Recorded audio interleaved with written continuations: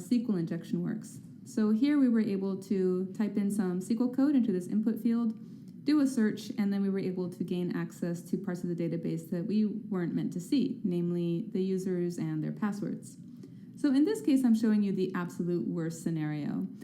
Here we have the password stored in plain text.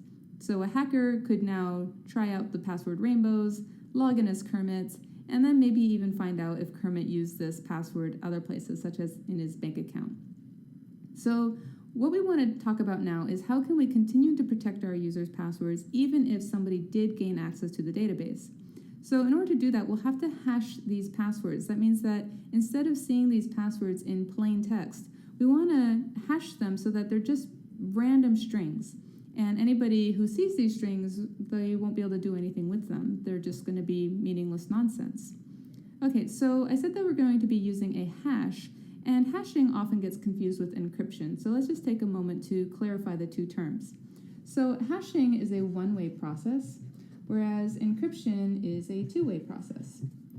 So let's use an example to clarify what we mean by that. So something that may be encrypted, for example, is credit card information. So if I type in my credit card information into a website, it's because I'm purchasing something and I want that other party to know what my credit card information is. But I don't want everybody to know. And so behind the scenes, the website's going to encrypt the data, meaning that anybody who happens to get their hands on this, they will not be able to find out what the original credit card information was. So the credit card data gets encrypted, and then it can be turned back into the original credit card information, but only if you have the encryption key. So it takes the key in order to take that encrypted data and turn it back into credit card information. So that's what encryption is, but we don't want to do this with passwords. With passwords, you get a password and you turn it into a hash, and that's the only way you can go. There's no such thing as a hashing key. You can't take the hash and find out what the original password was. So in that case, well, what good is it? So the thing about hashing is that it's consistent, meaning that the same data produces the same hash. So if we hash a password twice, then we should see the exact same hash being produced. Okay, so let's walk through how this would be used on a website. So let's say that we're registering at a website, right? It's our very first time there, and we have to register. We fill out the form, we type in our password information, and behind the scenes, the server is going to take that password and hash it. And the hash is what gets stored in the database, not the actual password, only the hash. So no human eyes should ever see what that password is. We get that password, we hash it, and put the hash in the database. That's it. That's all that we're going to do with the password. So then how does somebody log in? So in order to log in, right, you have to type in your password. And we said here that the same data produces the same hash. Okay, so here we come again. We have that password, right, and we'll do it again. Password into hash. And then we can see if that hash matches the one that we have in the database. All right, so this hash that came in from login, we're going to compare it to the one from registration, and we're going to see if they're equal to each other. So that's how hashing works, right? So it's a one-way process, and no one should ever know what a user's password is. Not the web developers, not the owner of the website, no one. So if you're ever on a website and you say, oh, I forgot my password, and you click that little I forgot my password link, and if they email you your password, that is terrible. That is absolutely awful. Get out of there. You never, ever, ever want anybody to know your password, not even the people you gave it to. Okay, so they should only have the hash, and they should not be able to figure out what your password was from that hash. Okay, so in order to make this happen, we're going to be using some hashing algorithms. The one that we're going to be using is called bcrypt. Okay, that's the one that we want to use. However, in order to really understand how bcrypt works, we're going to be taking a look at some other ones. MD5 is the one that we'll be looking at. There's also another very common hashing algorithm called SHA-1. However, these ones, they're kind of expired, all right? They're too common and not really useful anymore. But they have a pretty interesting story to tell. So we're going to be looking into the history of MD5 because we can see how we've had to evolve and adjust to hackers' attempts to get into databases. Okay, so we're going to take a look at the technique of MD5, how hackers can get around it, how we changed in order to thwart the hackers, and then how the hackers got around that one. And ultimately, that brings us to bcrypt. Okay, so in order to appreciate bcrypt, we'll spend a little bit of time talking about the history of MD5. As discussed, you should never store your passwords in plain text here. We should instead be hashing the passwords so that if somebody were to break into your database, as I did here, we would only see long random strings. Now, you might think that that would keep you safe. After all, what could we possibly do with a long random string?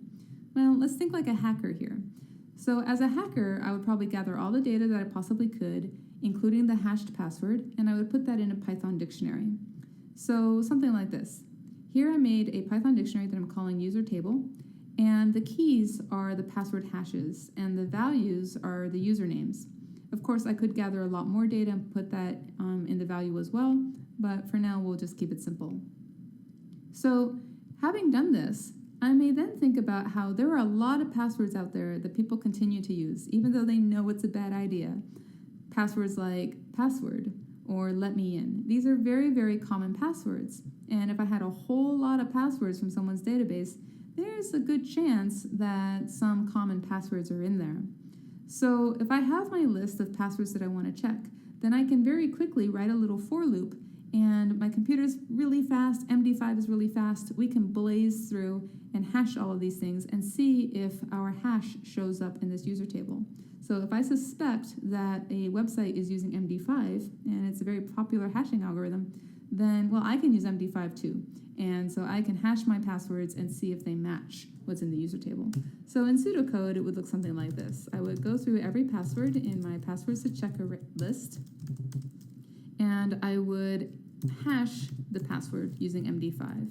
And I would check if that is in the user table, then I would probably just want to print it so that I can refer to it later. So this is just pseudocode, so that's not actually going to work, but it's the basic structure that we need. The actual code that we need is this. And it's just a little bit more complicated to use MD5 than what I was using before. Okay, so here's my code, and so let's give it a try. Let's see if any of these passwords here are actually here in the user table. So I'm going to run this with Python, and indeed we found 3 passwords. Password with 5s, and let me in. Knowing that hackers could just brute force their way through using MD5 and find common passwords that may appear in our database, we have to get a bit smarter. So let's talk about the idea of a salt. A salt is just a long random string, and that really would be the ideal password, just a long random string of characters. Okay, that would be great. Unfortunately, nobody has that for their password because you can't remember it. Okay, so we're going to do that for our users then. So in our server, we're just going to store a salt. And let's say that that salt is something like E5688B1FG993KMS5. Okay, just some long random string. Now it doesn't matter if they're using a password like password because we're just going to add this salt on for them. So we keep this salt in our server. They come along with their miserable password of password, but we're going to concatenate on the salt, and then we'll pass it to the MD5 hashing algorithm, and we'll discover our hash. So now that method that hackers were using, where they were just guessing common passwords, it's just not going to work, right? Okay. Well, it's a good thought. However, hackers can also break into your server. And so all it takes is a hacker to break into your server and find what that salt is. And then it's going to be just as easy as ever. They can make their user table, like we have here.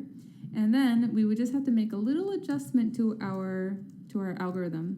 So we would say for password in passwords to check, as before, we would have that.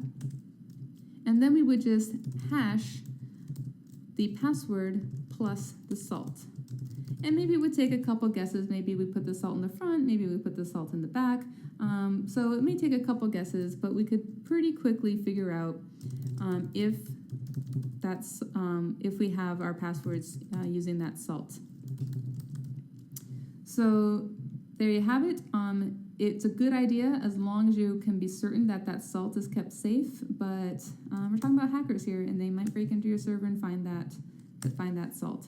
So let's just look at the real code. So here's what I would do, and let's run this and see if we can find any of these passwords in this user table.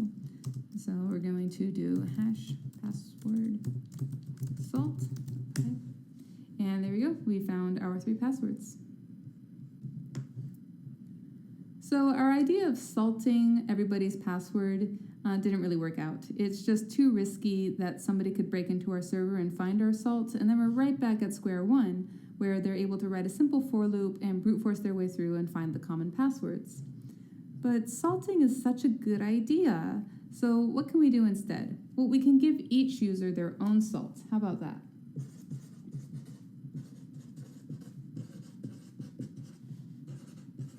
What if each user gets a salt? Then how would we remember which salt belongs to which user? Well, it'd have to go into the database. So now our users table would look something like this. We'd still have our ID, we'd still have things like first name, last name, all those things. We would still have the password hash, and we would have the salt that was used to help produce that hash.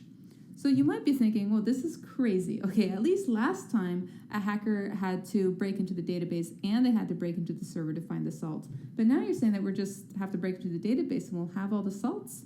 Seems nuts. But it's actually a really good idea, because the point is not to keep the salt secret. The point is we're going to slow the hackers way down. So just think about the algorithm that would be necessary now in order to try to find the common passwords. Okay, so now the salts all belong to the different users. So we want to try out each password with each salt. That means that we need a nested for loop. So we're going to look through the users. And again, this is just pseudocode, but the basic idea is we have to loop through all the users, and then we would have to loop through all of the passwords that we want to try out. So there's our nested for loop. And then what we're going to hash is the password that we're on with the user's salt that we're on. So we would MD5 the password plus the user's salt. And we would check if that is in our user table.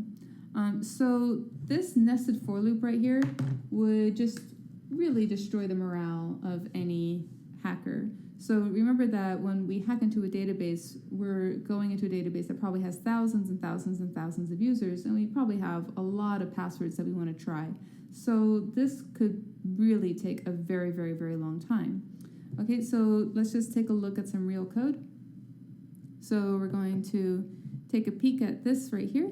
What we did is we have this user table. The hashes are the keys, as before. But this time the value is a dictionary itself. We have the salt, and we also have the username. So our actual nested for loop looks like this, where we're going through all the values in the user table. We're looking through all of the passwords that we want to check, and we're hashing the password plus the value, the salt that's in the value that we're looking at. And so if we run this, then yeah, we're going to find some passwords. Like this code would work, but our dictionary is also pretty small. So in real life, if this dictionary had thousands and thousands, maybe millions of users in there, then this would have taken a really, really long time to run. So there's the idea there. Our main strategy that we want to use is we want to slow the hackers down from their brute force attempts. So we're not actually going to use MD5. MD5 is a really, really fast algorithm, and we're just trying to trick it into being slow. But there are algorithms out there that are actually slow. So bcrypt is slow. So it's designed to be slow. So that's why we're going to be using bcrypt. It borrows a lot of the techniques that we talked about with the idea of the salts and everything like that. But it's actually a very, very slow algorithm. Not so slow that an honest user would notice any change, but much slower so that it's just not going to be worth it to a hacker to try to brute force their way through your database.